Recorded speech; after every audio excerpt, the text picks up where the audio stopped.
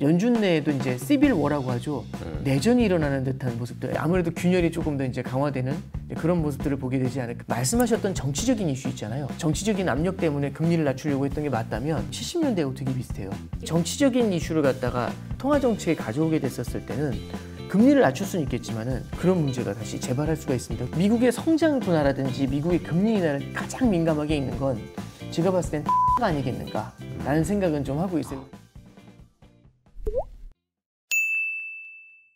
안녕하세요. 월간 오건영 시간입니다. 기다리던 금리 인하 4년 만에 오긴 했는데 생각보다는 또 평온한 것 같고 또 뭐가 달라진 건지 모르겠고 약간 좀 혼란스럽기도 합니다. 하지만 또 우리가 모르는 사이에 저 멀리서 큰 파도가 오고 있는지도 모르겠죠. 그러한 또 변화의 흐름을 읽어내야 하기 때문에 오늘도 모셨습니다. 신한은행 오건영 단장님과 오늘 이야기 나눠보도록 하겠습니다. 단장님 어서 오십시오. 네, 안녕하세요. 요즘 진짜 바쁘시겠어요. 네네. 이제 연준에서 이제 50bp 낮추니까 그러니까요. 아무래도 이제 문의가 좀 더 많은 그런 상황인 것 같습니다. 근황 얘기도 좀 여쭤보고 싶은데 또 우리도 또 할 얘기가 많기 때문에 그렇죠? 바로 또 어쩔 수 없이 또 본론으로 들어가도록 하겠습니다. 아마 이제 그 B컷 한지도 한 일주일 정도 됐기 때문에 오건영 단장님 분석을 보신 구독자분들도 이미 많을 거예요. 최신 뉴스 조금 짚어보려고 하는데 이번 주에 좀 연준 이사들의 발언들이 있었습니다. 굴스비 총재 같은 경우는 아직 중립금리 가려면 갈 길이 멀다. 이런 얘기를 하면서 또 추가 B컷의 가능성을 열어두는 듯한 그런 모습도 보였는데 하지만 제일 중요한 이사라고 한다면 미셸 보우만이겠죠. 유일하게 그 금리 인하에 반대했던 이사였기 때문에 이 사람이 좀 어떤 말 할까 굉장히 좀 이제 관심이 쏠렸는데 50bp 인하 성급했던 거 아니냐 이런 얘기했고 또 아직까지 핵심 PC 지금 물가가 조금 이제 불안할 정도로 높다 이런 얘기도 했는데 이 발언들 좀 어떻게 좀 보셨는지 좀 그 단장님 분석이 좀 궁금합니다. 일단 저는 이게 연준의 구조 자체가 근데 사실 이번에 보우먼 이사가 반대를 하는 걸 보고 저도 좀 놀랐어요. 놀랬던 이유 중에 하나가 그 지역은행 총재들이 반대표를 행사하는 경우들은 종종 있었거든요. 그렇죠. 왜 그러냐면 그 지역에 있는 은행들의 이익을 대변하는 경우들이 꽤 많아요. 그 지역의 산업을 대변하는 경우들도 많고. 근데 이제 이렇게 연준 이사가 반대표를 행사하는 것 자체가 사실 파월 의장이랑 같은 공간에 있는 거의 같은 공간에서 근무를 하는 사람인데 파월 의장이 그 보우먼 이사를 설득하지 못했다라는 얘기가 되는 거거든요. 근데 이제 이번에 이제 정확하게 이제 반발을 했던 이유가 저는 이제 사실은 요번에 50bp 인하에 대해서 저도 개인적으로 좀 놀랬던 거는 저도 25bp를 생각을 하고 있었거든요. 그리고 이제 그 여러 가지 근거들이 25bp를 가리켰던 게 미국의 고용 지표가 생각보다 나쁘진 않았어요. 그리고 이제 한 14만 명 정도 증가하는 거라서 그렇게 나쁘진 않았었고 미국의 물가도 2%로 수렴했다라고 보기에는 여전히 2.6, 2.7 이렇게 나오니까 이게 우리가 안심할 정도인가라는 생각도 좀 사실 들었었고 각종 경제 지표들 소비라든지 아니면 산업 생산 관련 지표도 경기 침체를 가리킨다고 긴급하다고 할 정도는 아니었거든요. 그래서 25bp 이하의 무게를 두는 게 맞지 않았나 싶었는데 이걸 확 뒤집었지 않습니까? 보우먼 이사 같은 경우는 인플레이션 매파에 속하는 사람인데 여기서 50bp를 인하한다는 것 자체가 말이 안 된다. 그 시그널을 던진 것 같고요. 이거는 연준 내에도 이제 시빌 워라고 하죠. 내전이 일어나는 듯한 모습들. 그러니까 그걸 대단하게 좀 확대 해석한다라기보다도 내분이 이제 계속해서 좀 일어나는 모습들이고 이런 것들이 이후에 통화 정책을 쓸 때에는 아무래도 균열이 조금 더 이제 강화되는 그런 모습들을 보게 되지 않을까 그런 생각은 좀 하고 있습니다. 저희 약간 좀 음모론적인 생각이긴 한데 미셸 보우먼이 트럼프가 임명한 이사로 알고 있거든요. 그래서 어찌 보면 조금 목리를 부린 거 아닌가라는 좀 생각도 들었어요. 어쨌든 대선 전에 B컷을 한 거에 대해서 약간의 좀 항의성 발언이라고 해야 되나? 그런 것들을 의견을 낸 건 아닌가라는 생각도 했는데 이제 모든 걸 정치적으로 해석하려면 당연히 다 그렇게 몰려갈 수도 있겠죠. 근데 저 역시 이제 그럴 가능성이 있다라고 생각을 하고 이게 정치적인 리스크들이 좀 가만히 돼 있다라고 생각을 하는데 사실 파월 의장도 트럼프가 임명한 사람이고요. 하긴 그렇죠. 그리고 이제 너무 이렇게 그렇게 해석하는 것보다 물론 여지는 있겠지만 보우먼 이사가 여태까지 해왔었던 행보를 보면 카시카리라는 분하고 같이 합쳐가지고 같은 매파죠. 그렇죠. 매파 중에서는 거의 거두 같은 역할을 해서 이해는 된다라는 생각, 그게 좀 있는 겁니다. 그래서 이번에 이제 보험원 이사가 이제 반대를 하는 걸 보고서 과거에 연준 위원들도 깜짝 놀란 게 이제 옛날에 그 반대표 행사했던 사람 중에 에스더 조지라는 분이 있었어요. 그 사람이 이제 캔자스 시티 연은의 총재였는데 지역 연은 총재였죠. 이분도 몇 번 반대를 했었거든요. 근데 이제 이분은 지역 연은 총재로서 반대했었던 건데 본인도 이사가 반대를 하는 거 보고 꽤 많이 놀랐다. 쇼킹하다. 이제 이런 얘기를 하는 장면들이 나옵니다. 그래서 어쨌든 작게 보고 갈 게 아니라 연준 내에서도 이번 인하에 대해서는 의견이 분분했구나. 네. 그걸 좀 보실 수 있을 것 같습니다. 그래서 사실 이제 미셸 보우만도 매파니까 결국 물가를 걱정하는 거잖아요. 그렇죠. 이제 녹화일 기준으로 금요일에 또 PC 물가가 발표되는 것으로 알고 있는데 아직 아까 이제 그 단장님께서 물가도 잠깐 짚어주셨지만 한 이제 2.6% 정도, 2.5% 넘어가는 2천 중반대 넘어가는 지금 물가를 보여주고 있잖아요. 그리고 특히 주택 가격 같은 경우는 좀 끈적한 흐름이 계속 이어지고 그래서 만약에 이번 금요일에 또 물가가 조금 튀는 모습을 보인다면 향후 금리 경로에도 영향을 좀 끼칠 수가 있겠죠? 줄 수 있죠. 이제 이게 이제 되게 중요한 말씀을 해주셨는데. 이번에 파월 의장이 기준금리 인하를 한 다음 50bp 인하를 한 다음에 기자회견에서 이제 질문이 쏟아졌어요. 아니 왜 이렇게 낮췄냐? 50bp 낮춘 이유는 뭐냐? 이제 이렇게 얘기를 했는데 이제 여러 가지 이유들을 얘기했지만 끝에 이제 그랬더니 여러 가지 뭐 정당할 것 같은 이유들을 설명을 하니까 그럼 인플레이션은 어떻게 되는 거냐? 주택 가격이 이렇게 올라가는데 어떻게 생각하냐? 이제 이렇게 물어보니까 지금 소비자 물가 지수가 또 주택 가격하고 또 맞물려 있거든요. 근데 2년 전부터 파월 의장은 이거 내려올 거다. 라고 얘기를 했는데 안 내려오고 있는 거예요. 그럼 이걸 뭘로 설명할까 해서 이제 이런 것들이 이제 고민이 됐던 건데 파월 의장이 얘기하는 건 핵심은 그겁니다. 주택 가격은 지금 사실 좀 독특하다. 왜냐하면 예전에 모기지 대출을 받았던 사람이 금리가 높으니까 오히려 매물을 안 내놓고 있다. 이사 안 가죠. 그렇죠. 그래서 그럼 이제 금리가 내려가면 매물을 내놓는 거 아니냐 이제 이렇게 생각을 한대요. 그런데 그럼 이제 그럼 오히려 금리가 인하되면 집값이 빠진다는 얘기인가요?라고 했더니 이제 파월 의장이 그 말하다 뒤에 또 연결을 해버리더라고요. 이제 보험을 들고 싶었겠죠. 다만 금리가 인하가 되면 주택의 수요가 더 늘어날 수 있다. 그럼 결국엔 공급은 늘어나지만 주택의 수요도 늘어나면은 주택 가격은 다시 올라갈 수도 있다. 이런 얘기잖아요. 그러니까 금리가 내려가니까 이제 이사 가야겠다. 이제 새로운 집으로 가야겠다. 그렇죠. 이런 수요가 늘어날 수 있다라는 얘기군요. 그러니까 이제 그러면은 무슨 소리지? 이렇게 되잖아요. 왜냐하면 마치 이제 금리가 내려가면 오히려 집을 팔기 때문에 주거비 부담이 줄어드는 건데. 그걸로 이제 파월 의장은 믿고서 50bp 낮춘 거 아니냐 이 얘기로 가려고 하는 것 같은데 갑자기 또 그래도 많은 사람들이 살 수 있다고 또 얘기를 해버리니까 시장 이제 그 듣는 사람들도 깜짝 놀란 거죠. 근데 그 뒤에 연결한 게 저는 연준의 핵심이라고 보는데요. 파월 의장이 생각하는 이거는 연준이 해결할 수 있는 문제가 아니다. 이거는 오히려 정부에서 행정부에서 주택에 대한 공급 같은 것들을 갖다가 정책을 통해서 풀어야 될 것이다. 이제 이렇게 얘기를 했는데 여기까지 딱 들으면 결론은 뭐냐면 우린 모르겠다 이 얘기입니다. 그래서 어떤 얘기까지 하냐면 주택 가격의 인플레이션이 어떤 때에는 단기에 끝나는 게 아니라 1, 2년, 2, 3년도 이어질 수 있다. 이 얘기를 하거든요. 그 얘기는 이제 연준이 이거 커버 안 된다. 그럼 어떤 의미에서는요. 주택 가격의 인플레이션이 높은 상태를 유지했을 땐 2.0%로 수렴하는 시기가 늦어지더라도 그건 우리 연준이 할 수 있는 게 아니다. 우리는 고용 볼게. 이런 얘기로 해석이 될 수 있는 겁니다. 이제 이걸 보면은 무슨 생각이 드냐면 중앙은행은요. 인플레이션의 파수꾼입니다. 인플레이션이라는 걸 유일하게 경계해야 되는데 약간은 내깔려 놔두는 것 같은 느낌을 주잖아요. 다 끝났으니까. 그래서 보우먼 이사가 얘기하는 핵심은요. 지금 이렇게 승리를 선언하면 성급한 승리를 선언하면 이거 답안 나온다. 왜냐면 꺼진 불도 다시 봐야 되는데 불 좀 꺼졌다고 나갔는데 밑에 불씨가 남아있으면 이게 거대한 화재를 만들어낼 수 있지 않습니까? 그래서 지금 보면은 인플레이션 관련 지표들이 다시 올라올 가능성들을 조금씩 보여주고 있어요. 그래서 보우먼 이사도 이 부분에 대해서 좀 초점을 맞추면서 걱정을 하고 있는 것 같고요. 그런 관점에서 저는 우리가 이제 지금 다 고용 지표, 성장 관련 지표도 여기에 주목을 하잖아요. 저는 물가 관련 지표도 여전히 우리가 포기해서는 안 되는 계속해서 모니터링 해야 되는 지표라고 그렇게 생각을 합니다. 참고로 지금 미국의 기대 인플레이션이 다시 올라오고 있고요. 이번에 이제 50bp 인하한 다음에 미국의 금융시장 상황은요. 금리 인하하기 이전 수준으로 굉장히 완화적으로 돌아가고 있습니다.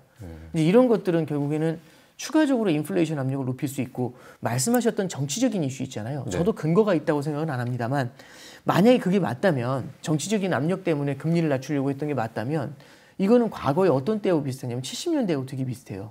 그때도 이런 일이 있었어요? 네, 그렇죠. 아서번스라는 사람이 그때 당시 연준 의장이 그때 당시 이제 대통령이 닉슨하고 되게 이 짬짬이가 맞았던 거죠. 그래서 이 사람의 재선을 지원하기 위해 가지고 기준금리 인하를 해주고 이제 이런 것들이 있었거든요.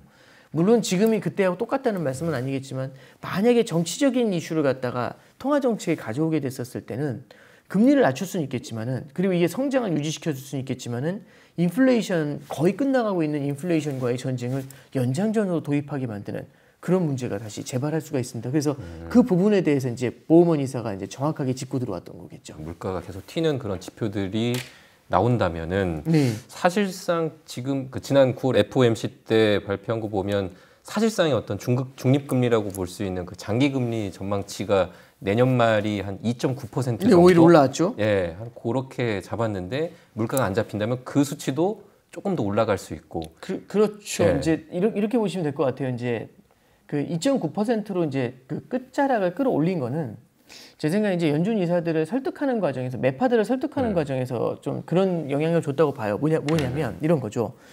이게 비둘기파는 어차피 50bp 인하하자면 홀 이렇게 하면서 박수 쳤을 테고요. 그럼 매파들을 어떻게 설득할까? 50bp라고 하면은 미쳤다고 할 텐데. 그래서 이제 얘기하는 거죠. 지금 50bp 낮추면 실물 경기의 둔화가 줄어들게 될 테니까 뒤에 금리를 천천히 낮춰도 된다. 그래서 이제 먼저 하면 뒤는 천천히 간다. 근데 만약에 너무 지금 천천히 갔어요. 잘못해가지고 자칫해서 경기 침체가 찾아오면 우리가 금리를 확 잡아내려야 되지 않냐. 그래서 이번에 50bp를 해놓으면 나중에 천천히 가도 되니까 이렇게 가자. 이렇게 설득을 했던 것 같아요. 그러면 이제 50bp를 낮추면 미국의 잠재 성장력이 결국에는 성장 잠재력이 안 깨지니까 그럼 중장기적으로 봤을 때는 예전보다는 나은 모습을 유지할 수가 있잖아요. 그래서 앞에서 낮춰주면서 뒤를 끌어올리는 이제 그런 방법을 좀 채택했다라고 이제 그렇게 볼 수 있겠죠. 그래서 이번에 매파들을 설득하는 과정에서 이제 사실은 중립금리가 좀 올라가는 모습들 그걸 확인할 수 있었다. 저는 그렇게 좀 해석을 하고 있습니다. 보험성 금리 인하니까. 네, 그렇죠. 예.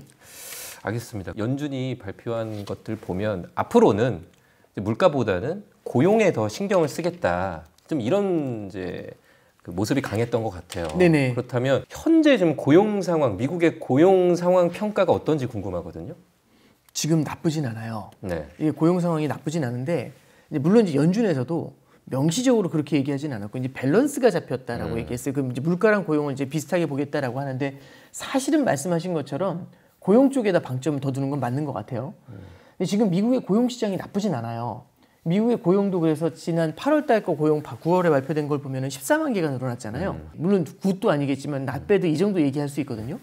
근데 이제 그 시장에서는 걱정하는 건 첫 번째는 그거겠죠.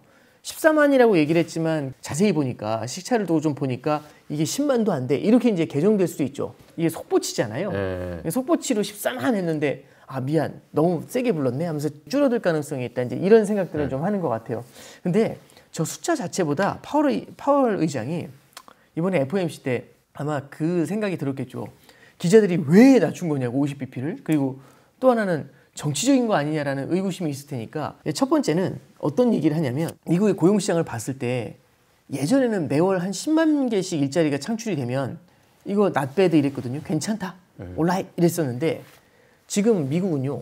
이민자가 엄청나게 늘어났습니다. 바이든 행정부에서는 오히려 이제 이민을 받아들이면서 일자리는 넘치는 일자리를 메울 수 있는 노동력의 공급을 늘려놨던 거죠.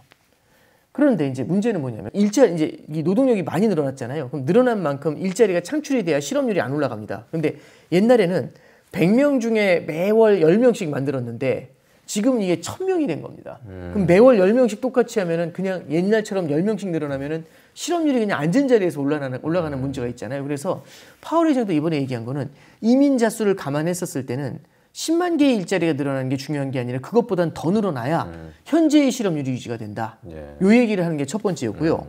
이제 두 번째는 어떤 얘기를 했냐면 일자리가 빈 게 있어요. 예전에는 빈 일자리하고 일자리를 찾는 사람, 구인하는 비중하고 구직하는 비중하고 있었는데 실제로 일자리가 1200만 개가 비었고 일자리를 찾는 사람이 600만 명이 있었어요. 그러면 실업자, 일자리를 찾는 사람 한 명당 일자리가 2개가 열려 있는 거죠. 그럼 이 사람은 골라서 가도 돼요. 그쵸. 그럼 어디를 골라가면 되냐면 임금을 많이 주는 데로 가겠죠. 그럼 인플레이션 압력이 높아질 수 있습니다. 임금 상승이 나타나면서. 그래서 강력한 긴축을 통해 가지고 일자리를 막 줄이려고 했던 거죠. 열려있는 일자리를. 그래서 이 열려있는 일자리가 쫙 줄어가지고 드디어 600만 개에 수렴을 한 겁니다. 그럼 이제 1대1이 된 거죠. 골라갈 수가 없네. 그렇죠. 그러면 이제 이제 임금 상승이 안 일어나서 괜찮네. 근데 문제는 뭐냐면 여기서 긴축적으로 유지해가지고 일자리를 더 줄이잖아요. 그럼 지금까지는요. 이게 일자리가 넘치고 있었으니까 이 일자리가 줄어도 실업률이 올라가진 않아요. 왜냐면 어디든 갈 수 있으니까. 근데 이제부터는 1대1로 매핑이 된 상태에서는 여기서 일자리를 줄이잖아요. 그럼 실업률이 뛰기 시작을 합니다. 그렇죠. 예. 그러면 여태까지하고 다른 거죠. 그러면 실업률이 꽤 빠르게 뛸 수 있겠네라는 두려움을 당연히 가질 수가 있고요.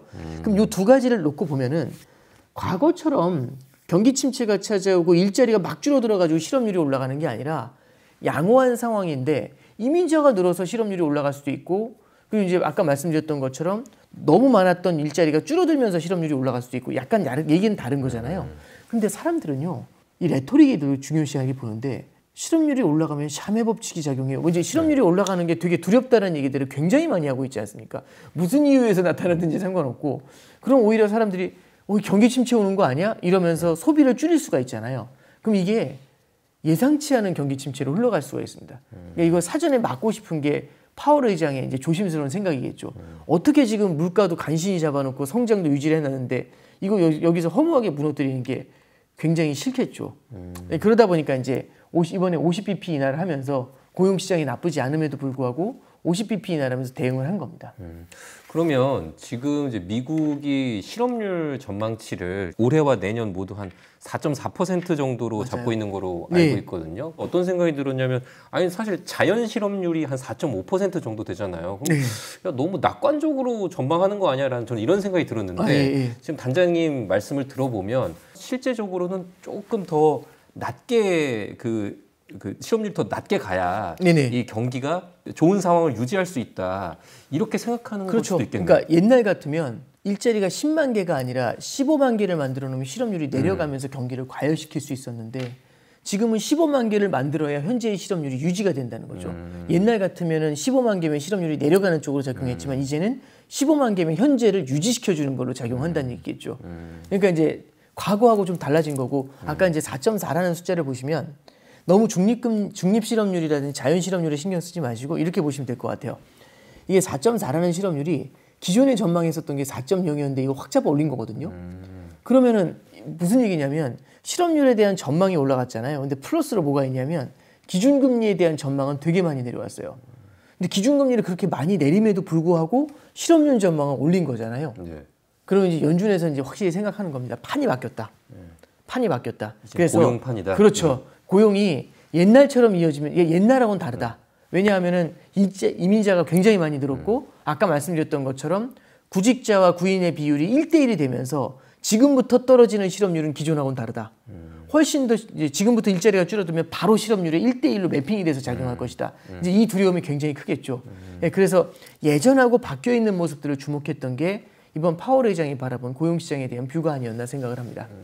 고용시장에서 이제 연준이 해야 할 게임은 예전보다는 좀 더 어려워. 그렇죠. 난이도가 높아진 거죠. 그래서 옛날에는 10만 개로 작용했으면 이제는 끌어올려야 되는 되려 옛날 같으면 경기 부양처럼 보이는 게 경기 부양이 아닐 수 있다는 얘기죠. 이제는. 알겠습니다. 그런데 저희 개인 투자자들 입장에서는 실업률 같은 고용 지표들은 약간 후행 지표적인 성격이 강하잖아요. 그렇죠. 그래서 어떤 경기 침체를 판단할 때 고용 지표들을 보는 것은 너무 늦지 않나라는 생각도 하거든요. 그래서 이런 이제 경기 침체를 우리가 판단할 때 좀 어떤 지표들에 집중하면 좋을까 좀 단장님 생각은 궁금합니다. 그러니까 저는 이제 소비 심리 지표라든지 이런 것들을 보시는 방법들도 있는데요. 지표는요.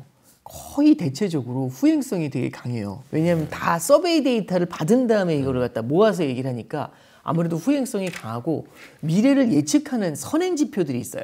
경기 선행 지수라든지 아니면 이제 소비 심리 지수라든지 이런 심리라는 게 나중에 미래에 영향을 주는 실제 소비에 영향을 주잖아요. 그래서 이런 선행 지표들을 참고하시는 방법이 1번인데 사실 이 선행 지표가 주는 왜곡 효과가 꽤 커요.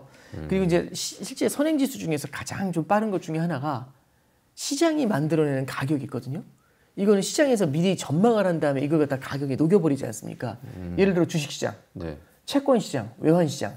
그래서 이제 저는 말씀드릴 수 있는 게 미국의 성장 둔화라든지 미국의 금리 인하를 가장 민감하게 있는 건 제가 봤을 땐 달러가 아니겠는가라는 생각은 좀 하고 있어요. 그래서 오히려 이렇게 우리가 경제 지표를 보시는 것도 있지만 시장에 있는 실제 가격 지표 있죠. 그게 달러 인덱스라든지 아니면 이제 말씀드렸던 것처럼 미국 국채 금리 이런 것들을 조금 더 민감하게 보시는 게 또 필요하지 않을까 싶어요. 오히려 약간 기본으로 돌아가는 거네요. 그렇죠. 근데 이제 이게 기본에도 경제 지표도 기본이고 그다음에 시장 지표도 기본이 되는데 시장 지표라는 게 옛날에 비해서 이 유튜브도 많이 발달하다 보니까 이 가격의 반영이 굉장히 빨라졌어요. 그래서 우리가 정확하진 않더라도 먼저 보고 싶어. 정확하지 않더라도 시장이 어떻게 생각하는지를 알고 싶어. 그거는 시장 지표를 통해서 아는 게 훨씬 빠르지. 말씀해 주셨던 것처럼 고용 지표를 보고 대응하면은 이미 늦으리 이런 얘기가 될 수는 있습니다. 알겠습니다. 근데 이번에 이제 미국이 이제 금리를 내리기는 했지만 네. 동시에 그 양적 긴축도 같이 하고 있잖아요. 예. 그러니까 이제 연준의 자산을 줄이는 거잖아요. 연준이 갖고 있는 국채를 이제 매각하거나 이제 연장하지 않거나 이러한 조치들을 계속하고 있는데 사실 이것들을 보면서 선뜻 좀 납득이 가지가 않는다. 왜냐하면 금리를 내리는 거는 이제 유동성을 늘리는 거고 그렇죠. 양적 긴축이라는 거는 유동성을 줄이는 건데 왜 아니 무슨 에어컨 틀고 뭐 이불 덮는 그렇죠. 것도 아니고 뭐 그런 케이스죠. 이렇게 하는 이유에 대해서 좀 궁금해하시는 분들이 있을 것 같아요. 간단히 설명해 주시겠어요? 이게 시장에서도요. 일반적인 패턴은 금리 인하가 시작이 되면 양적 긴축은 멈춰야지. 네. 왜냐하면 시그널을 반대로 주는 거잖아요. 금리를 인하하면서 돈을 풀어주면서 양적 긴축으로 빨아들이면. 그래서 시장에서는 은근히 이번에 기준금리 인하가 되면서 양적 긴축도 연말 정도면 멈춰주겠지라는 기대를 은근히 갖고 있었어요. 파월 의장이 얘기하는 건 이렇게 얘기를 하더라고요. 양적 긴축은 지금 진행하는 양적 긴축은 긴축이 아니에요 라고 얘기합니다. 그럼 뭔데?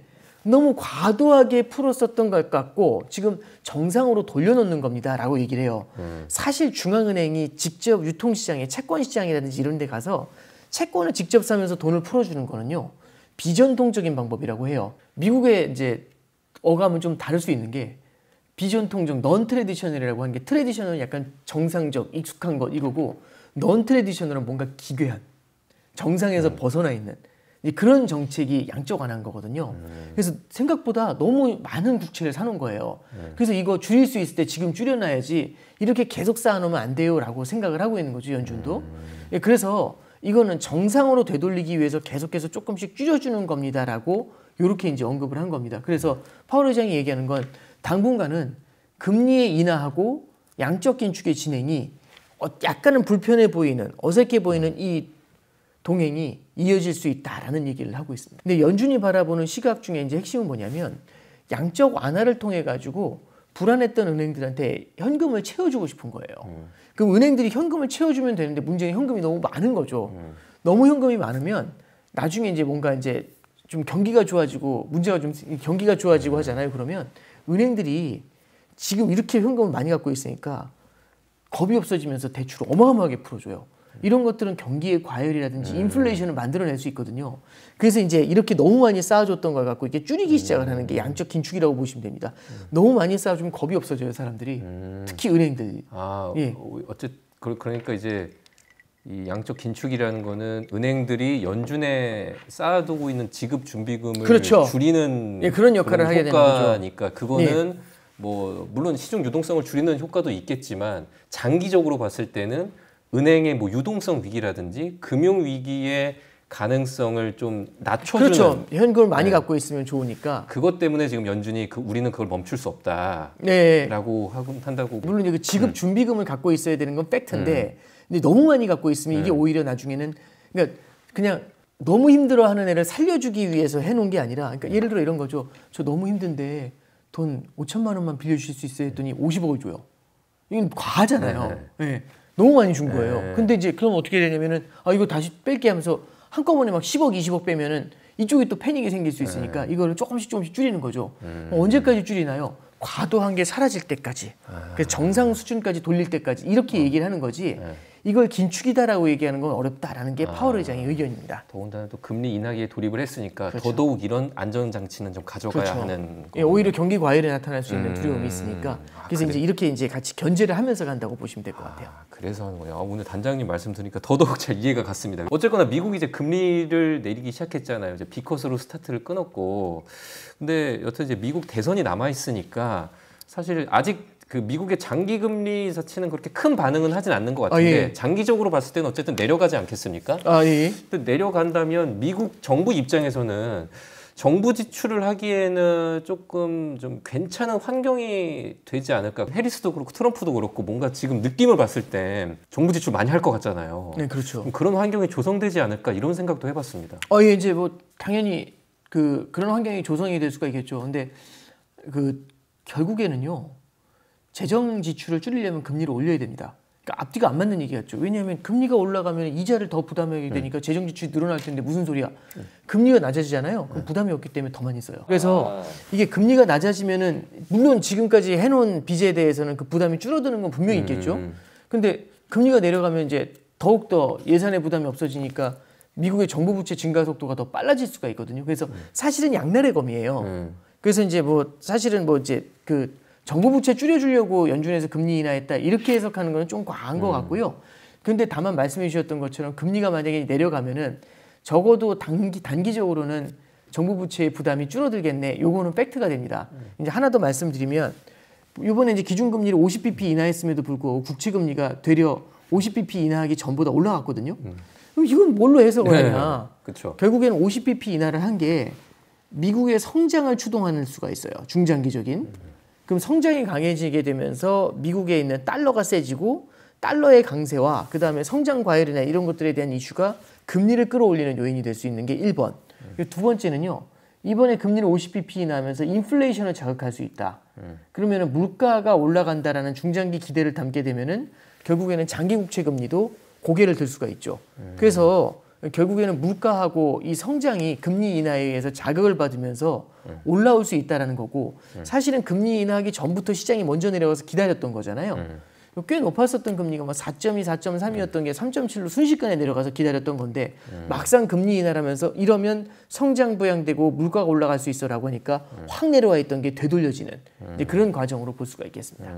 그렇죠. 이번에도 비컷 했는데도 이제 채권 금리는 오히려 튀었잖아요. 네네. 그래서 그런 거 보면 우리가 흔히 이제 금리 인하기에 돌입을 하면 뭐 금이라든지 채권에 좋다는 그런 전통적인 믿음이 있는데 그래서 이번에 좀 그런 움직임들을 보면서 과연 그런 그 채권 가격이 오히려 떨어지는 건가? 그래서 예. 지금 상황에서도 유효할까 좀 이런 생각이 들더라고요.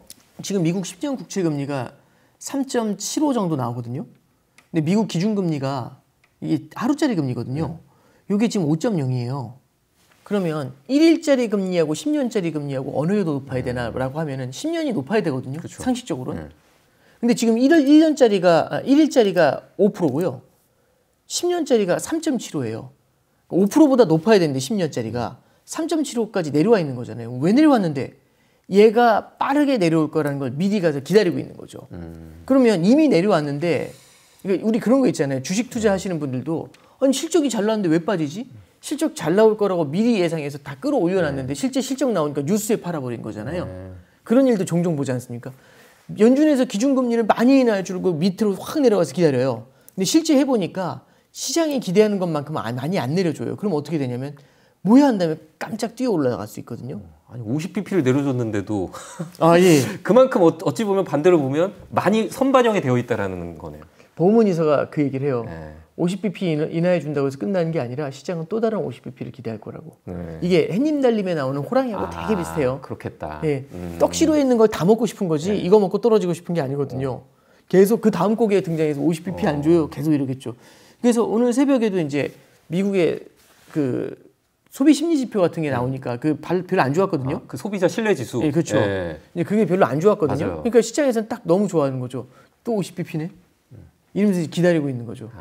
지난번에 큰 떡을 줬으니까 이번에도 다음에도 큰 떡 주겠지. 그렇죠. 기대를 갖다가 기대를 이제 꺾지를 못하고 계속 그 기대에 끌려가는 모습을 보이니까 시장이 더욱더 방만해지는 모습이 나타날 수가 있는 겁니다.